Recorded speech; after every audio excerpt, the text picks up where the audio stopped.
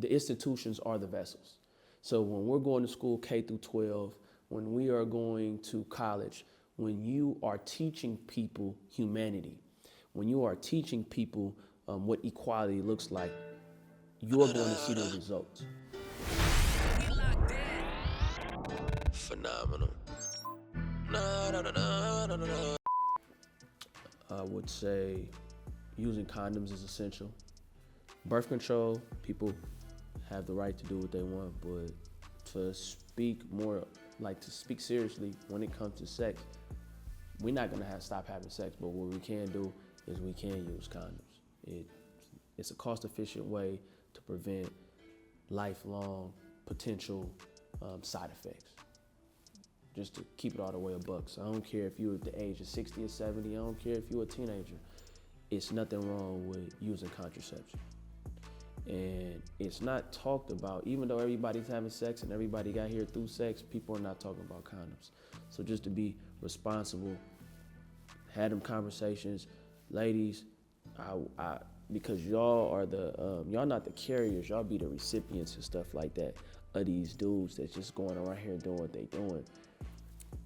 No pleasure is worth the pain that comes along with what can happen to you. And this is nothing against those who are out there living with HIV and AIDS, because of course it's manageable now. But I'm pretty sure people would tell you if they could, they would have prevented it. So getting checked, going to the clinic, using condoms, and being transparent with your partners too. If you're gonna be promiscuous, be honest.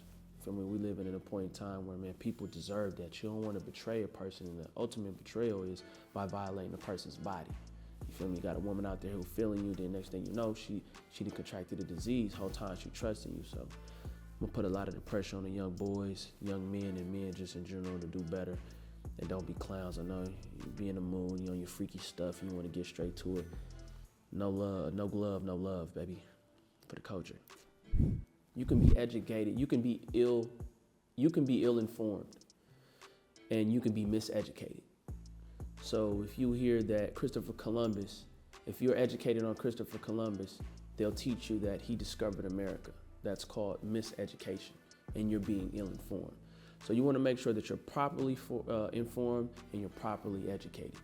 When you go to school in the United States of America, Black folks are minimized to like a chapter in history books, I think, and that's pertaining to around the American Revolution. They talk about like the Cotton Gin or something. So even though this country is built by Black folks, when you go to history class, Black folks are minimized to a chapter. So that's miseducation, and that's being ill-informed. And when you're ill-informed and miseducated, it's easy for you to perpetuate racism. It's easier for you to dismiss a people. It's easy for you to look down on a people when you've been miseducated, because if you were properly educated, you would be thankful, you would be grateful, and then you would acknowledge this, and we would be able to have a better country.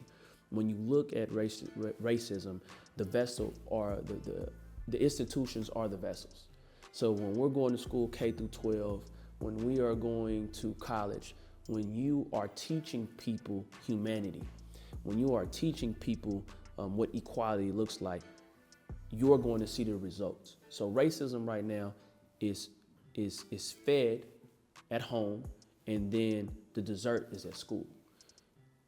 When you teach people the right way, you are going to see a direct result in the communities and in society. So when you go to countries that are desirable to be in, you're gonna know that education goes hand in hand with enlightenment. You're gonna see that people are respectful.